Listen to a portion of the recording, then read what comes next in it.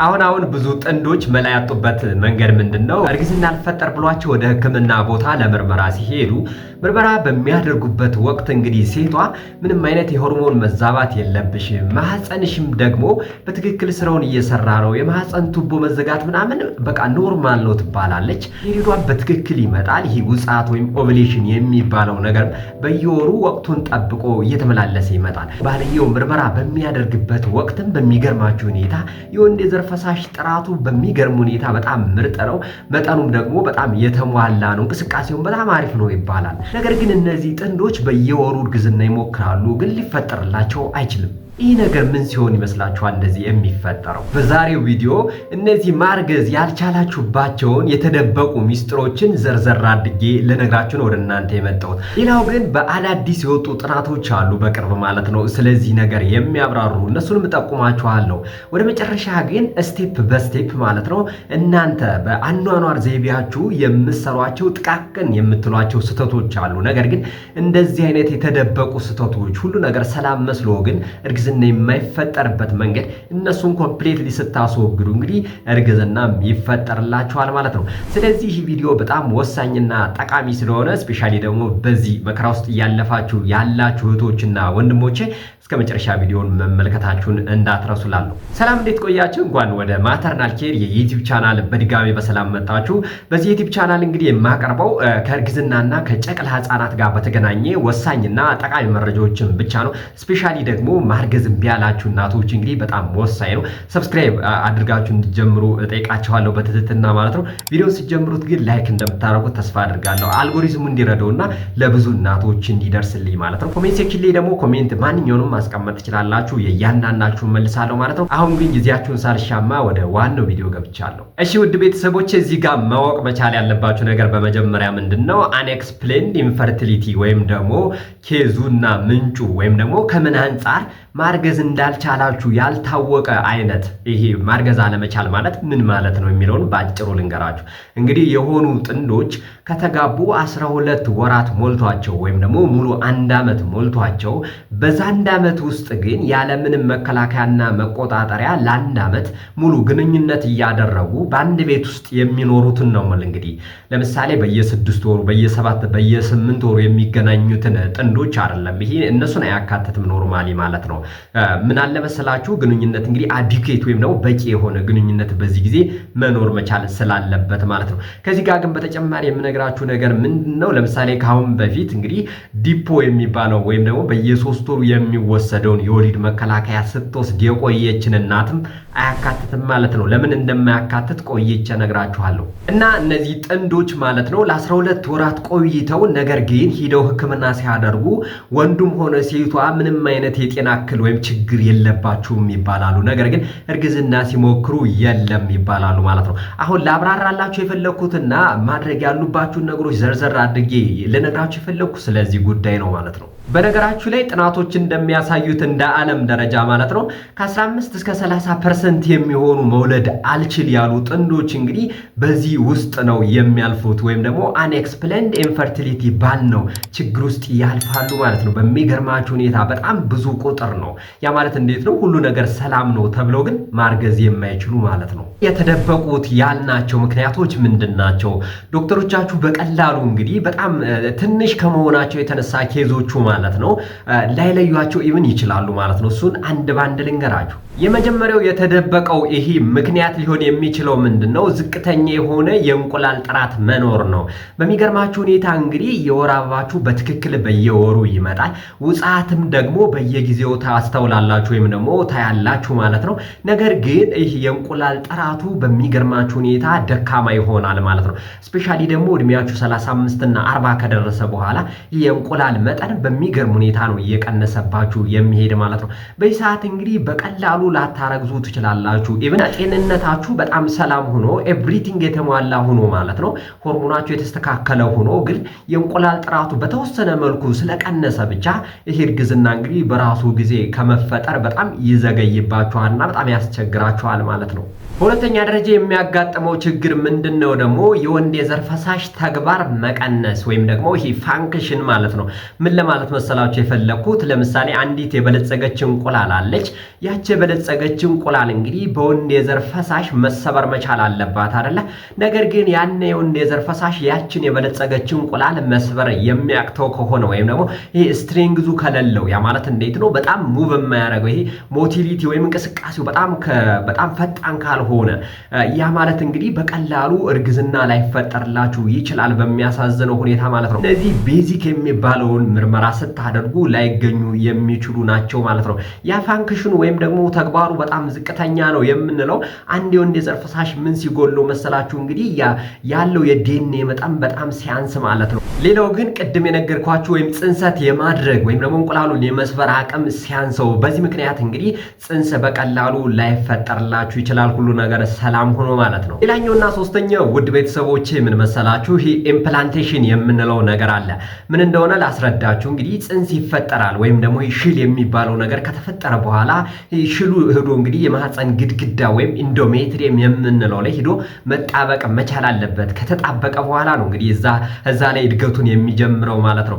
ነገር ግን በአንዳንድ ምክንያቶች እንግዲህ ሄዶ የመጣበቅ አቅም ያጣል ማለት ነው። በምን ምክንያቶች መሰላችሁ? የመጀመሪያው እንግዲህ ይሄ ኢንፍላሜሽን ወይም ደግሞ ብግነት ካለ ሄዶ የሚጣበቅበት አካባቢ ኢንዶሜትሪየም ያልኳችሁ የማህፀን ክፍል ላይ እንግዲህ በተወሰነ መልኩ እንግዲህ የተወሰነ ብግነት ወይም ኢንፌክሽን ካለ እንግዲህ አይጣበቅም ማለት ነው። የመጀመሪያው ምክንያት ይሄ ነው። በሁለተኛ ደረጃ ግን ይሄ መጣበቅ ወይም ደግሞ ኢምፕላንቴሽን የማይፈጠርበት ምክንያት ምንድነው መሰላችሁ? እዛ ኢንዶሜትሪየም ያልኳችሁ የሚጣበቅበት አካባቢ እንግዲህ ሆርሞናል ኢምባላንስ ወይም ደግሞ በተወሰነ መልኩ የሆርሞን ከፍና ዝቅ ማለት ካለ ያስቸግራል ሂዶ ለመጣበቅ ማለት ነው። በመጨረሻ ግን የተወሰነ የሸፕ ወይም ደግሞ የቅርጽ ችግር ካለበት ማለት ነው የማህፀን ኢንዶሜትሪየም ፓርቱ አሁንም የተወሰነ ብልሽት ወይም ችግር ካለበት እንግዲህ ኢምፕላንቴሽን የሚባለው በቀላሉ አይፈጠርም ማለት ነው። ኢምፕላንቴሽን ወይም ደግሞ ሂዶ መጣበቅ ያልኳችሁ ነገር ካልተፈጠረ እንግዲህ እርግዝና በቀላሉ አይፈጠርላችሁም ማለት ነው። እንግዲህ አንዳንድ እህቶችን እንደምትነግሩኝ እርግዝና የተፈጠረ ይመስላችሁና የተወሰነ ሳምንት 2 ሳምንት ካሳለፈ በኋላ በደም መልኩ ወይም ደግሞ በፔሪድ የሚመስል መልኩ ይወርዳል ማለት ነው። ያን አይነት ምናልባት ሲያጋጥማ ይህ ነገር ይከሰታል ማለት ነው። አራተኛው ግን ምን መሰላችሁ ውድ ቤተሰቦቼ? እናንተም ባላችሁም ጤነኛ ሆናችሁ ግን እርግዝና የማይፈጠርበት ምክንያት ምን ሊሆን ይችላል መሰላችሁ? ይሄ ኢሚዩን ሲስተም ፕሮብለም የምንለው ምን ለማለት እንደፈለኩ ባጭሩ ልንገራችሁ። እንግዲህ ይሄ ኢሚዩን ሲስተም ወይም ደግሞ በሽታ የመከላከል ስርዓት የምንለው አለ ሰውነታችን ውስጥ እንግዲህ የተለያዩ እንግዳ የሆኑ በሽታዎች ሲመጡብን የሚከላከልልን ነገር ማለት ነው። ያ ነገር እንግዲህ ሽል ይፈጠራል ሰውነታችሁ ውስጥ ማለት ነው። ሽሉ ከተፈጠረ በኋላ እንግዳ ነገር ይመስለዋል ማለት ነው። እንግዳ ነገር ሲመስለው ያንን ሽሉን ያጠቃዋል። በሽታ የመከላከል ስርዓቱ ማለት ነው። ያንን ሽሉን ሲያጠቃው ባይ ዲፎልት ይጎዳል ወይም ደግሞ በውርጃ መልኩም ሊወጣ ይችላል ማለት ነው። በነገራችን ላይ በጣም ሬር ነው፣ ብዙ ጊዜ አይከሰትም። ግን ከተከሰተም ደግሞ የራሱ ሕክምና አለው ማለት ነው። በዚህ ምክንያት እንግዲህ በቀላሉ እርግዝና ላይፈጠርላችሁም ይችላል ማለት ነው። ጤነኛ ሆናችሁ እናንተም ባሎቻችሁም ጤነኛ ሆነው እርግዝና ያስቸግራችሁ እናቶች ማወቅ ያለባችሁ ነገር ምንድነው? እንግዲህ ያኗኗር ዘይቤያችሁ በቀን ተቀን በምትሰሩት ጥቃቅን ስህተት እንግዲህ እርግዝና እምቢ ይላችኋል ጤነኛ ሆናችሁ ማለት ነው። እነሱን ነገሮች ማስተካከል መቻል አለባችሁ። የመጀመሪያው ማስተካከል ያለባችሁ ነገር በሚገርማችሁ ሁኔታ ጭንቀት ነው። ጭንቀት በየቀኑ ያጋጥመናል። እሱን ነገር ግን እንዴት አድርገን ማኔጅ እናድርገው የሚለው ነው። ጭንቀት እንግዲህ ከምታስቡት በላይ ነው ሴት ልጅን ስፔሻሊ አፌክት የሚያደርጋት። ወንዱንም አፌክት ቢያደርገውም ግን እንደ ሴቶች አይሆንም ማለት ነው። ጭንቀት በጣም ስትረስድ ክሮኒክ በሚባል ደረጃ ስትረስድ በምትሆኑበት ሰዓት የተለያዩ ሆርሞኖች ነው የሚመነጩ። ኮርቲሶል አይነት ሆርሞን በብዛት ይመነጭና እነዚህ ኖርማል ለእርግዝና የሚያገለግሉት ሆርሞኖች እነ ኢስትሮጅን እና ፕሮጀስትሮን የምንላቸው ወሳኝ ሆርሞኖች መመረት ያቆማሉ ወይም ደግሞ መጠናቸው ኮምፕሌትሊ ይቀንስብናል ማለት ነው። እነሱ ቀነሱ ማለት ደግሞ ዳይሬክት የሆነ ሪሌሽንሺፕ ነው ያላቸው ወይም ደግሞ ቀጥተኛ የሆነ ግንኙነት ነው ያላቸው። ያ ማለት እንዴት ነው? ከእንቁላል ጋር ማለት ነው። እንቁላል መመረት ያቆማል። እንቁላል መመረት ካቆመ ደግሞ ፔሪዳችሁ ይቆማል። ፔሪድ ከቆመ ደግሞ ይሄ ውጻት ወይም ኦቭሌሽን የሚባለው ነገር ወቅቱን ጠብቆ አይመጣም ማለት ነው። በሰዓት እንግዲህ እርግዝና ኮምፕሊትሊ አይከሰትም ማለት ነው። ነገራችን ላይ ክሮኒክ ወይም ደግሞ ከባድ የሆነ ጭንቀት ለሴቶች ተናገርኩ እንጂ ለወንዶች ራሱ በጣም ከፍተኛ የሆነ ተጽዕኖ ነው ያለው። ይሄ ጭንቀት በምታስተናግዱ ሰዓት ወንዶች ራሱ እንግዲህ ምን ይፈጠራል መስላችሁ?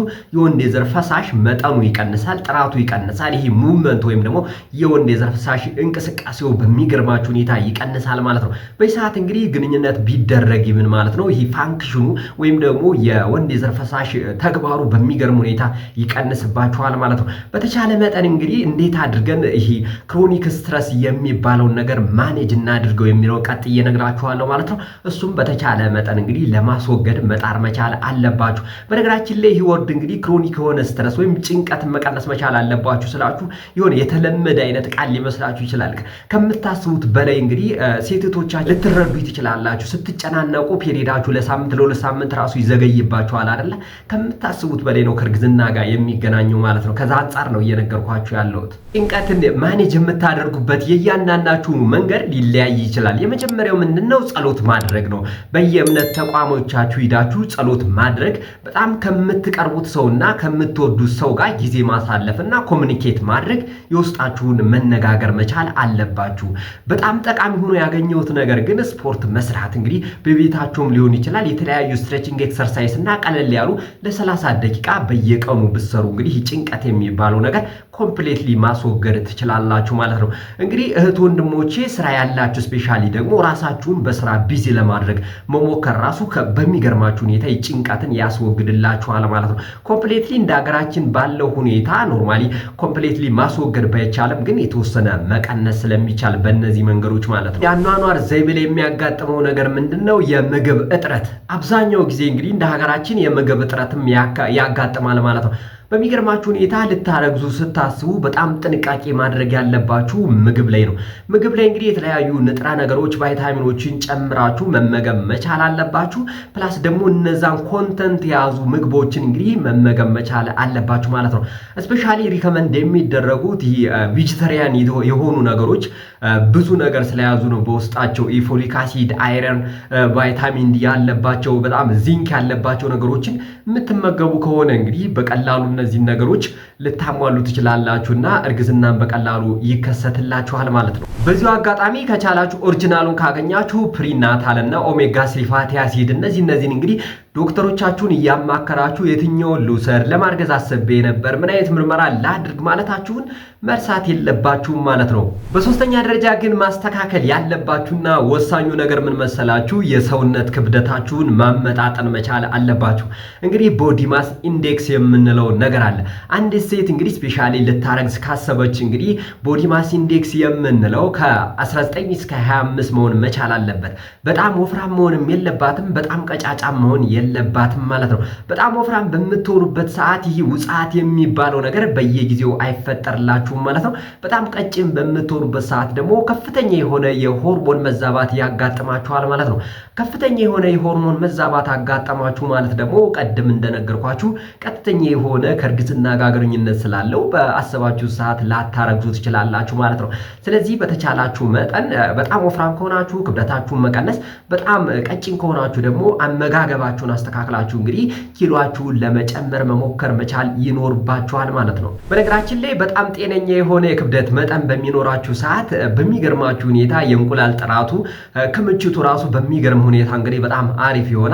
ባሰባችሁ ሰዓት እንግዲህ ጽንስ ራሱ ይከሰትላችኋል ማለት ነው። ይህን ነገር በተቻላችሁ መጠን ለማስተካከል መሞከር አለባችሁ ማለት ነው። በተለይ ደግሞ ለሴቶች ብቻ አይደለም፣ ይሄም ለወንዶች ራሱ ሪከመንድ የሚደረግ ነገር ነው ማለት ነው። ሌላኛው ግን ምንድነው? በዚህ ሰዓት እንግዲህ ለየት ያሉ ምግቦች አሉ እርግዝና እንዲፈጠር በጣም የሚያግዙ ምግቦች።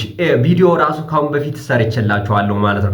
እነሱን ምግቦች በተለየ መንገድ ይህን ነገር ስታስቡ መመገብ መቻል ይኖርባችኋል። እነሱን ምግቦች አንድ ባንድ ዘርዘር አድርጌ ባጭሩ ልንገራችሁ። የመጀመሪያው ምንድነው? ተልባ ነው።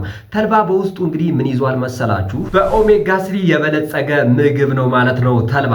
ሌላኛው ግን አቮካዶ ነው። አቮካዶ ደግሞ የሆርሞን ለውጥ እንዳይፈጠርባችሁ ወይም ደግሞ የሆርሞን መዛባት እንዳይፈጠርባችሁ የመከላከል አቅሙ በጣም ከፍተኛ ነው ማለት ነው። ስለዚህ እነሱን መመገብ። ሌላኛው ግን ምንድነው? እንቁላል መመገብ። እንቁላል እንግዲህ ኮላይን እና ፕሮቲን በውስጡ በጣም የያዘ ነው ማለት ነው። ስለዚህ እሱም በብዙ ነው የሚያግዛችሁ ማለት ነው። ሌላኛው ቫይታሚን ዲ ካገኛችሁ አሳ ነገሮችን ደግሞ መመገብ። ለውዝና እነዚህ ቅጠላ ቅጠሎች ጎመን ሊሆን ይችላል፣ ሰላጣ፣ ስፒናች፣ ቃሌ ምናምን የሚባሉ ነገሮች እንግዲህ እነሱን መመገብ ከምታስቡት በላይ በጣም ያግዛችኋል ማለት ነው። ውድ ቤተሰቦቼ እስከዚህ የተከታተላችሁኝ ከሆነ ከልብ አመሰግናችኋለሁ። አንድ ነገር ላስታውሳችሁ ግን ሰብስክራይብ ያላደረጋችሁ ቤተሰቦች ሰብስክራይብ በማድረግ ተቀላቀሉኝ። እንግዲህ ላይክ አድርጋችሁ ጀምሩት ቪዲዮውን ብያችኋለሁ። ቀደም አሁንም ላይክ ያላደረጋችሁ ላይክ በማድረግ ለብዙ ሰዎች እንዲዳረስ አድርጉልኝ። ጥያቄ የሚፈጥር ነገር ካለ ኮሜንት ሴክሽን ላይ አስቀምጡልኝ፣ እንወያይበታለን። አሁን ግን ወደ ወሳኙ ነገር ላልፍ ነው ማለት ነው። በዚህ ሰዓት እንግዲህ ብዙ ጥንዶች እየለፋችሁ ነው፣ ሁሉ ነገር ሰላም ነው ተብላችሁ እርግዝና የለም። እናንተ ሰዎች ማድረግ ያለባችሁ ነገር ምንድነው? ህክምናውስ ምንድነው የሚለው እንግዲህ ወሳኝ ነገር አንድ ባንድ ልንገራችሁ። በመጀመሪያ ደረጃ በዚህ ጭንቀት ውስጥ እያለፋችሁ ያላችሁ ጥንዶች ግን ማድረግ ያለባችሁ ነገር ምን መሰላችሁ? መጀመሪያ ኢንፈርቲሊቲ ወይም ደግሞ ማርገዝ አለመቻላችሁ መረጋገጥ መቻል አለባችሁ። ይህን ነገር ስል ምን ማለት መሰላችሁ? ብዙ እናቶች ለምትጠይቁኝ ነው። ምን ለማለት እንደፈለኩ ባጭሩ ልንገራችሁ። እንግዲህ እድሜያችሁ ከ35 ዓመት በታች የሆናችሁ ሴቶች ማለት ነው ለ12 ወራት ወይም ደግሞ ለ1 ዓመት ሙሉ ሞክራችሁ ግንኙነት አድርጋችሁ ያለ ወሊድ መከላከያ ስፔሻሊ ደግሞ ካሁን በፊት ወይም ዲፖ በየ3 ወሩ የሚወሰደውን የወሊድ መከላከያ ሳትጠቀሙ የቀራችሁ እናቶች ምን ለማለት ፈልጌ መሰላችሁ? ዲፖ ካሁን በፊት ለረጅም ጊዜ ስትጠቀሙ የቆያችሁ እናቶች 1 ዓመት ከ6 ወር ድረስ የመሄድ ቻንስ አለው እርግዝና አልፈጠር ብሎ ማለት ነው። ስለዚህ እናንተ እናቶች ምንድነው ማድረግ ያለባችሁ? መታገስ መቻል አለባችሁ። ገብቷችኋል አይደል? እንደ ሌሎቹ እንግዲህ 12 ወራት ወይም 1 ዓመት ውስጥ እንግዲህ እርግዝና አልተፈጠረም ብላችሁ ወደ ሕክምና መሄድ ራሱ አይጠበቅባችሁ። 1 ዓመት ከ6 ወር ድረስ መታገስ መቻል ይኖርባችኋል። ነገር ግን ያንንም ያልተጠቀማችሁ እናቶች እንግዲህ እድሜያችሁ ከ35 ዓመት በታች ከሆነ እስከ 12 ወራት፣ እድሜያችሁ ከ35 ዓመት በላይ ከሆነ ግን እስከ 6 ወር ተጠብቁና እዛ በኋላ ምርመራ አድርጋችሁ ቅድም ያልኳችሁ ምርመራ የሆርሞን ምርመራ የማህፀን አካባቢና የማህፀን ቱቦ ካልተዘጋ የወንዱ ደግሞ የወንድ የዘር ፈሳሽ እንቅስቃሴው ይሄ መጠኑ ቅርጹ የሚባሉትን ኮምፕሊትሊ ምርመራ አድርጋችሁ ሁሉ ነገር ሰላም ነው ተብላችሁ እዛ ግን እርግዝና ስትሞክሩ ከሌለ አሁን ኬዝ ወይም ምንጩ ያልታወቀ ማርገዝ አለመቻል ተፈጥሯል ማለት ነው። አሁን ኮንፊርም አድርገናል ወይም አረጋግጠናል። ከዚህ በኋላ የመጀመሪያው ማድረግ ያለባችሁ ነገር ይሄ ፈርታይል ዊንዶ ፔሪድ የሚባለውን ነገር ለማወቅ መሞከር መቻል አለባችሁ። እንግዲህ እርግዝና የሚፈጠረው መቼ ነው ካላችሁ በዚህ በውጻት ወይም በኦቭሌሽን ታይም ጊዜ ብቻ ነው። በሚገርማችሁ ሁኔታ 5 ኦር 6 ቀናቶች ብቻ ናቸው የሚፈጠረው ማለት ነው። ራንደም ስነግራችሁ ለምሳሌ በየ28 ቀኑ እየተመላለስ ፔሪድ የምታይ አንዲት እህት ማለት ነው ግንኙነት በተደጋጋሚ ማድረግ ያለባት መቼ መሰላችሁ? ከ9ኛው ቀን እስከ 16ኛው ቀን። ያ ማለት ምንድነው? ፔሪድ ባየች በመጀመሪያው ቀን አንድ ብላ ትቆጥርና ከዛ በኋላ 9ኛው ቀን ጀምራ እስከ 16ኛው ቀን ድረስ ግንኙነት ማድረግ አለባት ማለት ነው። ዘሞስት ፈርታይል ፔሪድ ወይም ደግሞ የመጸነሻ ጊዜ ተብሎ የሚታሰበው ይሄ ነው ማለት ነው። እንግዲህ ኦቭሌሽን ታይም ኳልኩሌት ማድረግ የሚከብዳችሁ ከሆነ እናንተ ፔሪድ የምታዩበትን ቀን ንገሩኝና እኔ ኮሜንት ሴክሽን ላይ ኳልኩሌት አድርግላችኋለሁ ማለት ነው። በነገራችሁ ላይ ይሄ ውጻት ወይም ደግሞ ኦቭሌሽን የሚባለው ነገር አይገባኝም ኳልኩሌት ለማድረግ የምትሉ እናቶች ደግሞ በምልክቶቹ ራሱ በትክክል ፊል ካረጋችሁት መለየት ትችላላችሁ። የመጀመሪያው ምልክት ምን መሰላችሁ? በሚገርማችሁ ሁኔታ ይሄ ሰርቬክስ ወይም የማህፀን ጫፍ አካባቢ ወይም ብልት አካባቢ እንግዲህ ከፍተኛ የሆነ የማህፀን ፈሳሽ ይበዛል። ፈሳሹ ግን ምን አይነት መሰላችሁ? የውስጠኛው አስኳሉን የሚመስል ዝልግልግ ፈሳሽ ስትነኩት የሚያጣብቅ አይነት ፈሳሽ እንግዲህ በብዛት ይከሰታል ማለት ነው በዚህ በውጻት ወቅት። ሌላኛው ግን ምንድነው? በተወሰነ መልኩ የሰውነት ሙቀታችሁ ትንሽ ይጨምራል። በጣም ሃይፐር ትሆናላችሁ ወይም ደግሞ በጣም ንቁ ትሆናላችሁ በዛ ሰሞን ማለት ነው። የግንኙነት ፍላጎታችሁ ከምታስቡት በላይ ከበፊቱ ይጨምራል። ይሄ ጡት አካባቢ ደግሞ የመተለቅ አይነት ነገርና ጫፉን ስትነኩት የማመም አይነት ነገር ይከሰትባችኋል ማለት ነው። እነዚህ እንግዲህ የውጻት ምልክቶች ናቸው ማለት ነው ባጭሩ። ሌላኛው ግን ምልክት ምንድነው? በተወሰነ መልኩ የታችኛው የሆድ ክፍላችሁ የህመም ስሜት ለምሳሌ ፔሪድ ከመምጣቱ በፊት የምታስተናግዱት የተወሰነ ህመም ስሜት አለ አይደል? እንደዚህ አይነት የህመም ስሜት ታስተናግዳላችሁ ማለት ነው በዚህ ሰዓት። እነዚህ ምልክቶች በምታዩት ሰዓት እንግዲህ በየቀኑ በየ2 ቀኑ በየ3 ቀኑ ሊሆን ይችላል ግንኙነት ብታደርጉ የመፈጠር ቻንሱ በከፍተኛ ሁኔታ ይጨምርላችኋል ማለት ነው። ከነዚህ በተጨማሪ ግን ውድ ቤተሰቦቼ ቀደምም ዘርዝሬላችኋለሁ እነዛን የዘረዘርኳቸውን ምግቦች በትክክል ለመጠቀም መሞከር መቻል ይኖርባችኋል። ፕላስ ደግሞ ጭንቀታችሁን ማስወገድ ቅድም በነገርኳችሁ መንገድ በቂ የሆነ አዲኬት የሆነ እንቅልፍ መተኛት እንግዲህ በቀን ከ7 እስከ 8 ሰዓት ቢያንስ መተኛት መቻል አለባችሁ በ24 ሰዓት ማለት ነው። በቂ የሆነ ፈሳሽ ወይም ፍሉድ መውሰድ መቻል ውሃን ጨምሮ እንግዲህ የተለያዩ ፈሳሾች ባገኛችሁት አጋጣሚ መጠቀም መቻል እንግዲህ ከምታስቡት በላይ ያግዛችኋል ማለት ነው። ሌላኛው ግን ምንድነው ጎጂ ነገሮችን ማስወገድ ስልምን ማለት ነው። ለምሳሌ አልኮል የምትጠጡ ከሆነ ከፍተኛ የቡና መጠን በየቀኑ በስኳር እያደረጋችሁ የምትወስዱ እናቶች እንግዲህ ከምታስቡት በላይ የሆርሞናል ኢምባላንስ ወይም ደግሞ የሆርሞን መለዋወጥ በጣም ያስቸግራችኋል ማለት ነው። በምክንያት ነው በነገራችን ላይ እርግዝና እያሰበች ያለች እናት እንግዲህ ከፍተኛ የሆነ ቡና አትጠቀም የምንለው ማለት ነው። እሱ ብቻ አይደለም፣ ማጨስ የለባችሁም። የተለያዩ መድኃኒቶችን ዝም ብላችሁ ሐኪም ሳታማክሩ መውሰድ የለባችሁም ማለት ነው። እንግዲህ እርግዝና እየሞከረች ላለች እናት ኤቭሪቲንግ እንግዲህ በጣም ሴንሲቲቭ ነው ከምታስቡት በላይ ማለት ነው። ስለዚህ ጥንቃቄ ይፈልጋል ማለት ነው። ሌላኛው ግን ማድረግ ያለባችሁ ነገር ምንድነው? እነዚህ የጤና እክሎች ወይም ደግሞ ችግሮች ካሉባችሁ ምርመራ ቀድማችሁ ማድረግ ይጠበቅባችኋል። የመጀመሪያው ምንድነው? ከእንቅርት ጋር በተገናኘ ምርመራ ማድረግ አለባችሁ። እንግዲህ የእንቅርት ላይ የሚገኙ ሆርሞኖች አሉ። እነሱ ከፍና ዝቅ በሚሉ ሰዓት እንግዲህ አንድ ሴት በሚገርማችሁ ሁኔታ ምንም አይነት እርግዝና አይፈጠርም ማለት ነው። ከፍ ወይም ዝቅ ካለባት እንግዲህ ከእርግዝና ጋር ቀጥተኛ የሆነ ግንኙነት ስላለ መጀመሪያ እንቅርታችሁን መታከም መቻል አለባችሁ ማለት ነው። ሌላኛው ግን ምንድነው?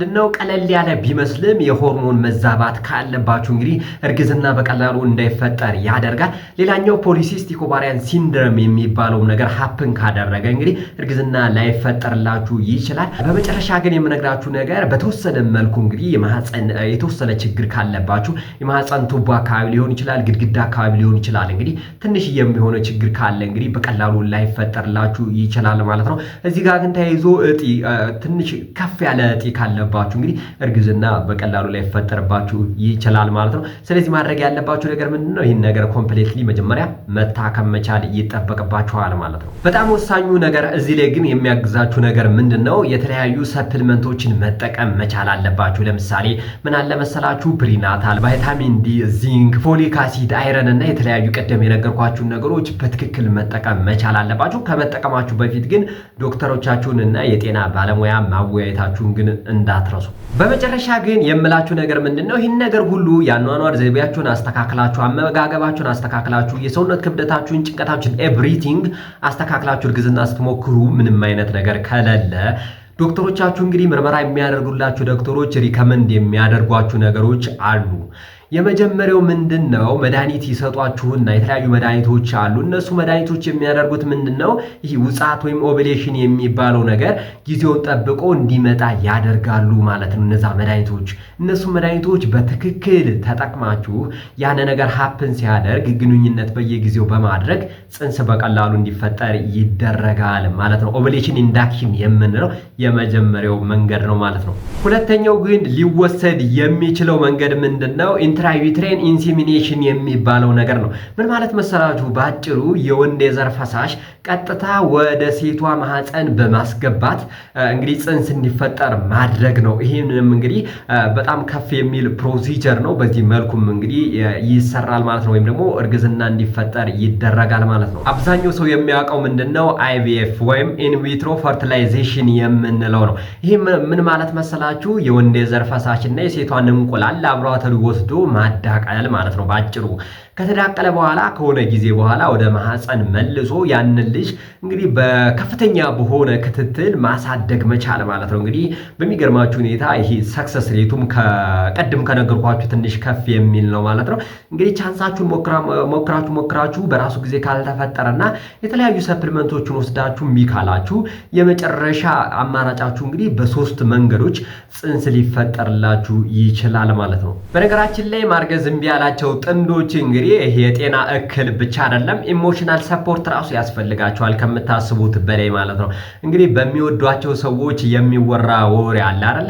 ለምሳሌ እሷ መጸነስ አችልም፣ እገሌ እኮ መውለድ አይችልም የሚባል በጣም ሳይኮሎጂካል የሆነ ትራውማ እንዳይደርስባቸው በአቅራቢያችሁ የሚገኙ ሰዎች ካለ ባካችሁ እንደዚህ አይነት ነገር ጥንቃቄ በተሞላበት መንገድ ትሪት ለማድረግ መሞከር መቻል አለባችሁ ሰውን ማለት ነው። በጣም ፔንፉል ነው እንግዲህ እንደ ማህበረሰብ ስፔሻሊ ሴቶች ማለት ነው። በዚህ ጉዳይ ቶታሊ ወንዱ መውለድ ባይችል ይብን ማለት ነው ሴቷ መውለድ አችልም አይነት ነገር ነው ማህበረሰቡ የሚረዳበት መንገድ ማለት ነው። ስለዚህ ሕክምና ስላለው መጀመሪያ ስትረስ አትሆኑ። ምክንያቱም ስትረስ የመሆን ቻንሳችሁ በጣም በከፍተኛ ሁኔታ ከጨመረ እርግዝና የመፈጠር እድሉም እንዳልኳችሁ በዛው ልክ ስለሚቀንስባችሁ ማለት ነው። እሺ ውድ ቤተሰቦች እስከዚህ እየተመለከታችሁኝ ከሆነ ከልብ አመሰግናለሁ። አሁን ግን ወደ ማጠቃለያው ደርሻለሁ። ሰብስክራይብ ያላረጋችሁ ቤተሰቦች አሁንም ሰብስክራይብ አድርጉ።